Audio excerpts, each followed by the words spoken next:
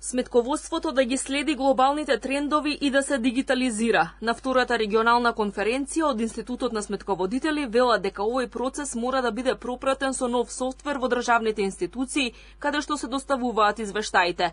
Воведувањето на вештачката интелигенција во овие процеси, новите алатки за обработка на голем обем на податоци, можностите за советување при управувањето со финансии, треба да ги привлечат младите повеќе да се заинтересираат да станат сметководители, велат од институтот. Целта ни е да ги поттикнеме и да ги инспирираме сметководителите да го дадат максимум својот придонес за унапредување на софтверите и олеснување на нивните активности до оној степен до каде што технологијата тоа го овозможува.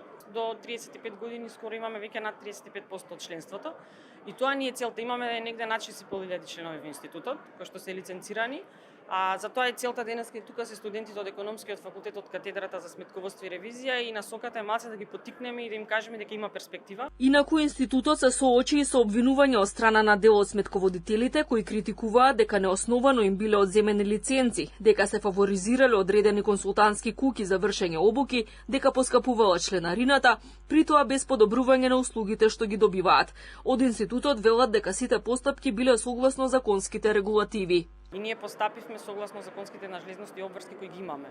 Точно е дека имаше одредени сметководители кои што не им беа одземени лиценците, него имаат дисциплински мерки поради непочитување на законските обврски.